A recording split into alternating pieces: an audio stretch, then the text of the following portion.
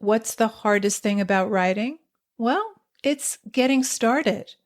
Maybe you're having a hard time coming up with a story idea, or you're stuck on where to take your story next. If you want a way into a story or a way through, I have 9 story starters to help you. This free PDF is full of story seeds and prompts to get you going. To download your 9 story starters, go to nancypanuccio.com/start. That's Nancy with an I, Panuccio with 2 C's, nancypanuccio.com/start. One of the most crucial craft elements as a fiction or memoir writer is to learn to insert information in a story in a way that the reader isn't aware it's there. So the exposition is embedded in the story so that the reader registers the information but isn't aware of being told anything.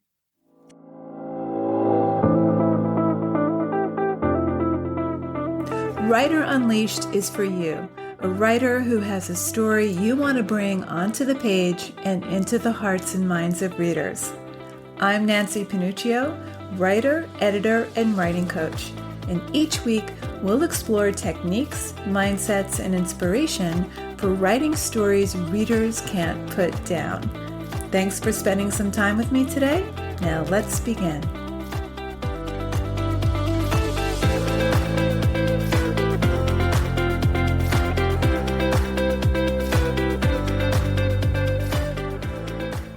How much exposition is too much?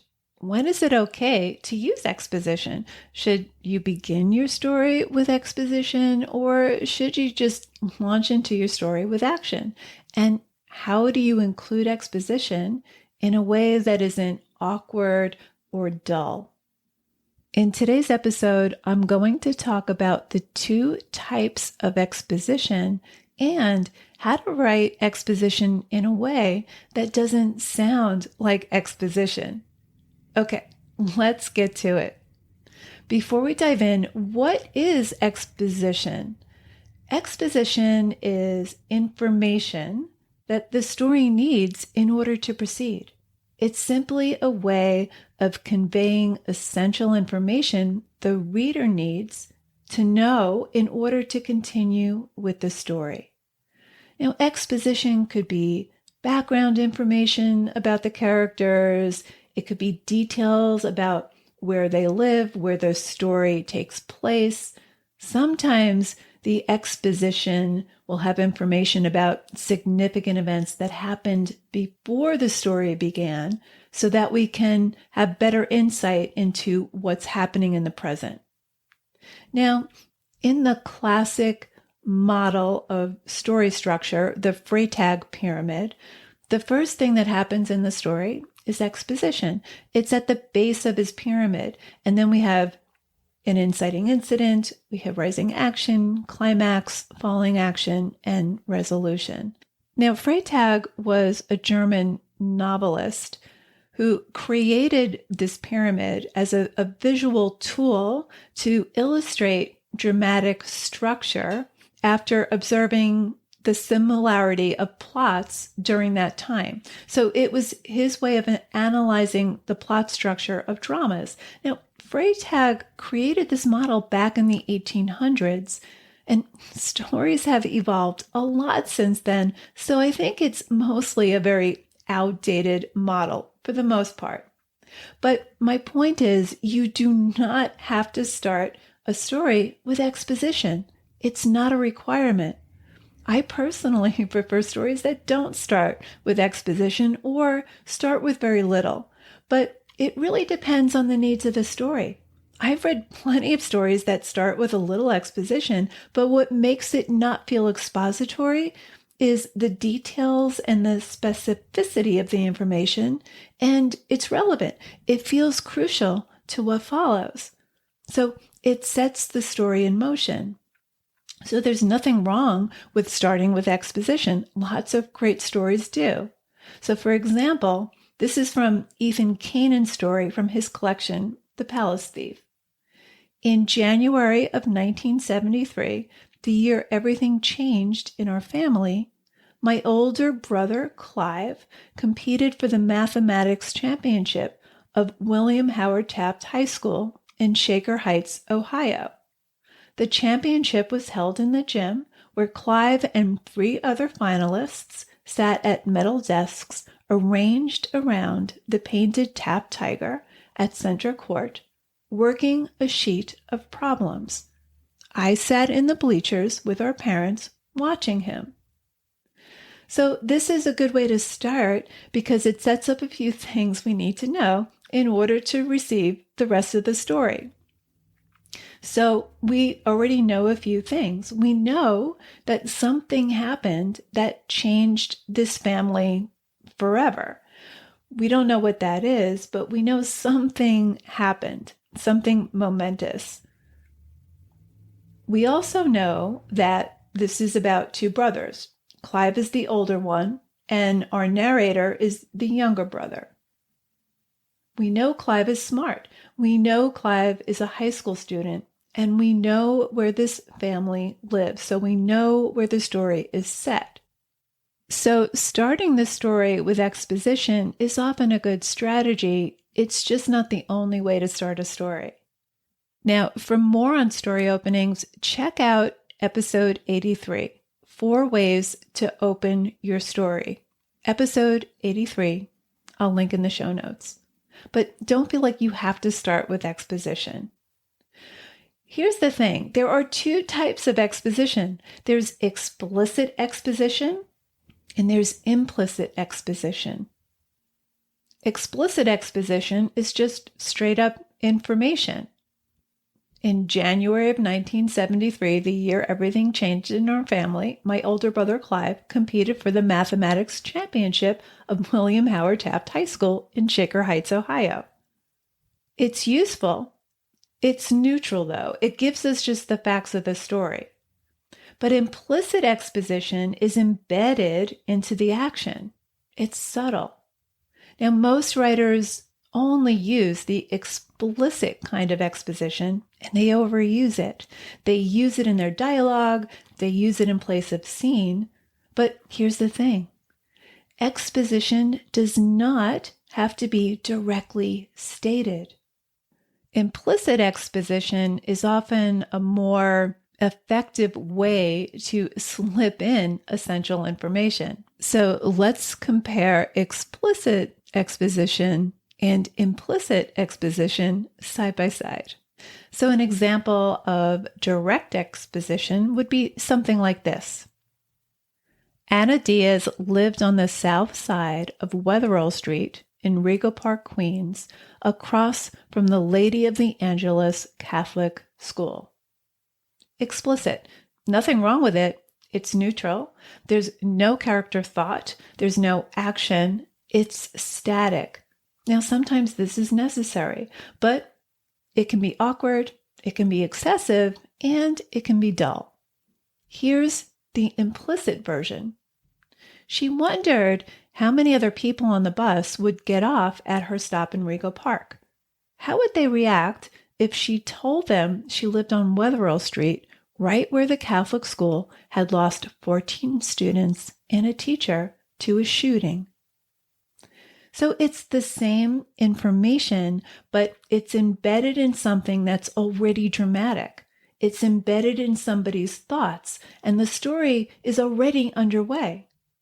One of the most crucial craft elements as a fiction or memoir writer is to learn to insert information in a story in a way that the reader isn't aware it's there. So the exposition is embedded in the story so that the reader registers the information but isn't aware of being told anything.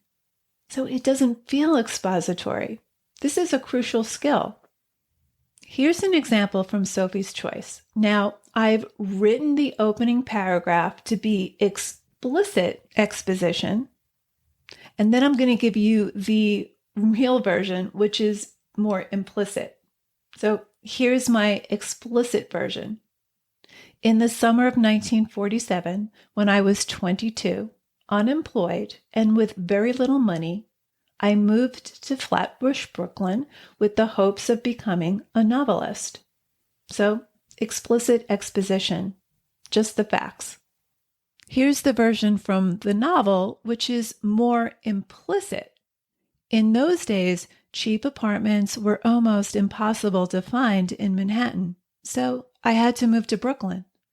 This was in 1947, and one of the pleasant features of that summer, which I so vividly remember, was the weather, which was sunny and mild, flower fragrant, almost as if the days had been arrested in a seemingly perpetual springtime. I was grateful for that, if for nothing else, since my youth, I felt, was at its lowest ebb. At 22, struggling to become some kind of writer, I found that the creative heat, which at 18 had nearly consumed me with its gorgeous, relentless flame, had flickered out to a dim pilot light, registering little more than a token glow in my breast, or wherever my hungriest aspirations once resided. It was not that I no longer wanted to write. I still yearned passionately to produce the novel which had been for so long captive in my brain. It was only that, having written down the first few fine paragraphs, I could not produce any others, or, to approximate Gertrude Stein's remark about a lesser writer of the lost generation, I had the syrup, but it wouldn't pour. To make matters worse, I was out of a job and had very little money and was self-exiled to Flatbush, like others of my countrymen, another lean and lonesome young Southerner wandering amid the kingdom of the Jews. Same information, but it's embedded into his thoughts. It's much more engaging. Okay, one more example where the author uses both explicit and implicit. This is from a story we've been talking a lot about. It's from Emily Robiteau's story, A Portrait of Wildness. So here is the opening paragraph, which is explicit exposition. When the painter August Roundtree picked Ness up at Barnard to bring her to a dinner party at his ex-lover's house, it was to make the woman jealous. Ness was too naive to know this, but smart enough to be suspicious. Contrary to evidence of his paintings, she had never slept with August Roundtree, who was not only 20 years her senior, but also her godfather. She was reluctant to join him because she had an organic chemistry midterm to take at 11 o'clock the next morning. That's explicit exposition. But look at how it moves into implicit exposition. "Don't be ridiculous," August insisted when she protested over the phone. "I haven't seen you in over a year. I need to make sure you're developing." Okay, so we know from the dialogue that they haven't seen each other in a while. And she says, "I have to study. You should have told me you were coming." "That's not how I operate, and I didn't fly 3,000 miles not to see you, sweetie." Okay, implicit. It's embedded in the dialogue. And then we move into more explicit exposition. August had moved to Mexico in 1972 and was either a political refugee or an expatriate, depending on who you asked. He owned a sprawling ranch in Cuernavaca, which Ness had visited twice with her mother. He had a habit of showing up at the most inconvenient moments in her life, invariably with demands that made her uncomfortable. So there's a little banter about her chemistry exam. She's reluctant to go to this dinner party. August says he'll help her study after dinner. She said, "You don't know anything about chemistry." A little more banter, and then he says, "Besides, I'm already downstairs. I'm watching you right now." "How did you find me?" she asked in a thin voice.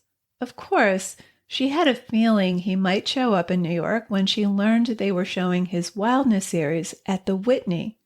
This was the first public exhibition of those paintings, and it had been profiled in the Village Voice, along with the famous photograph of him at her age holding a 10-gauge rifle back in his days as a Black Panther. This is all very essential information. Of course, we don't know its significance yet, but as the story progresses, all of this information adds to the drama.